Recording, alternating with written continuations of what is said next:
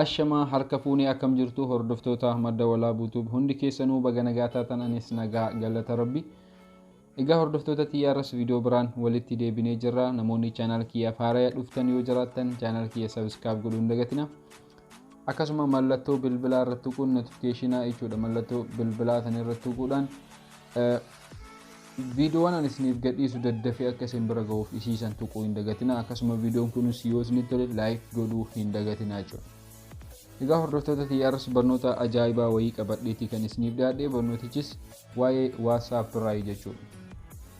Kanaan dura hedduun keenya ka beeknu WhatsApp irratti fakkeenyaaf hiriyoonni keenya akkasuma namoonni biraa yeroo bilbila keenya fuudhanii WhatsApp irratti chaatii nuti nama biraatiif barreessinu keessa galanii ilaalanii jiru. Akkamitti WhatsApp kan akka chaatii kan namni biraa ilaalle ka jedhu appii look appii ni jira. Appii guutuma WhatsApp isaa qulfu hedduun keenya ni beekna jechuudha. Har'a kan qabadhee isiniif dhiyaadhe immoo WhatsApp irratti namoota waa'ee iccitii qofa wajjin haasofnu, namoota iccitii barreeffama adda addaa wajjin achirratti dubbannu qofa achirratti qulfuu akka dandeenyu. Chaatiiwwan kunniin osoo hin qulfamin jechuudha. Namoota barbaanne irratti ilaallee WhatsApp keessatti akkamitti nama barbaannisan qofa irratti qulfuu dandeenya. Bilbila keenya namni biraa yoo fuudhee ilaales nama san waan walii barreessine nama san barreeffama nama san wajjii walii barreessine namni biraa arguu hin danda'u jechuudha. Si qofatu paaswordii galchee chaatii nama sanii arguu danda'a jechuudha. So kana gochuudhaaf Google Play Store keessa ni galtu. Egaa Google Play Store keessa galtanii kaatanii local for WhatsApp jettanii barreessitu.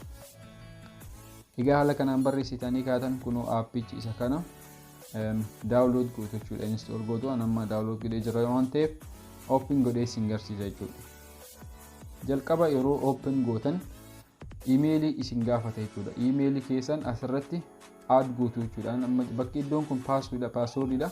Passwordii keessan kan hin daganne asirratti ni guutu jechuudha. Akkasuma iddoo jalaa kanarratti fingerprint ishaaraa keessan jechuudha. Bilbilli keessan garma fuullaatirraan yookiin immoo gama duubaatiin iddoo ishaaraa yookiin qubaan banamu jechuudha. Akkamitti kun ka banamu bilbilli keessan tarii gubbarraan banamuu danda'a, gara duubarraan banamuu danda'a. Isin karaa lachiinuu passwordii keessan yookiin fingerprint banachuu dandeessu. Fakkeenyaaf nama lakkoofsaan bane jechuudha. 1 2 3 4 jedhee yoo bane haala kanaan local for WhatsApp chat keedu kan enable keedu kan irratti hidhan jechuudha. Jalqaba garuu isin yeroo keessa seentan email isin gaafata, email keessan galchitu jechuudha. Iddoo kanarrattis go'eettanii tuyxanii kaatanii jala kanarratti install service keedu kana tuyxu. Egas booda kun appii kanarratti isa lammaffaa kanarratti tuyxanii egas booda off keedu kan on goona jechuudha. Akkasuma jala kana okay ka jedhu kana tu'un. Haala kanaan banama jechuudha appichi. Egaa haala kanaan baname kee iddoo plus yookiin iddoo kana argaa jirtan jedhee yaada asirratti yeroo tokko tuyxu kallattimaan WhatsApp keessa sin galcha jechuudha. Egaa WhatsApp keessa galchee ka'ee namoota chaatii nama sanii cufuu barbaannu san asirratti ni filan jechuudha. Nama fakkeenyaaf isa kanaa filadhanii kan gubbarraa kanarratti yeroo tokko tuqa. Haala kanaan appii sanitti na deebisa jechuudha. Appii sanitti na deebisa jechuudha haala kanaan. Haala argaa jirtan kanaan. Amma appiin sun qulfamee jira jechuudha. Chaatiin nama kanaa cufamee jira. Namni biraa keessa galee WhatsApp kiyya nama kanarratti tuqee laaluu hin danda'u. Inni fakkeenyaaf WhatsApp keessa galee irra galee isin haa agarsiisu. WhatsApp keessa haala kanaan ni gala. Egaa haala kanaan galee kunoo chaatii namicha sana irra galuuf passwordii sana gaafata jechuudha. WhatsApp guutuu osoo hin taane chaatii nama sanii qofarree. Fakkeenyaaf kunoo kan gubbaa kana jechuudha. Chaatii nama sanii irratti tuqa jechuudha. Yeroo haala kanaan tuqu kunuu passwordii na gaafata.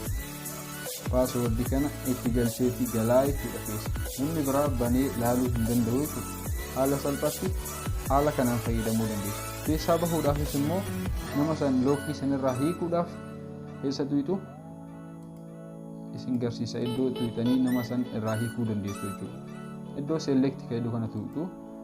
Egas booda asirra right gootanii kaatanii iddoo remove jedhu haala salphaan remove jedhuu dandeessu jechuudha. Appii kana immoo akka namni biraa hin argineefis hide godhuu dandeessu bilbila kanarraa. Namni biraa appii kana fakkeenyaaf WhatsApp keessa qulfii ta'uu arginaan appii kana akka tasaa yoo arge namni sun tarii aappii kana dileet yoo godhe WhatsAppiin ni hiikama jechuudha. Kanaafuu isin aappii kana hide gootanii haala kanaan bilbila keessan nama biraaf nama feetan birattis yoo dhiistan chaatii keessan namoota barbaaddanii san wantoota itti haasoftan achirratti namni biraa keessa galee ilaaluu hin danda'u jechuudha isin malee. So haala kanaan akka irraa fayyadamtan abdii guddaan qaba. Viidiyoo kana isinitti like godhaa. Viidiyoo teessan biraan gahaa. Channel kana subscribe godhuu hin dagatina. Viidiyoo biraan qabadhee walitti deebinutti turtii gaarii isin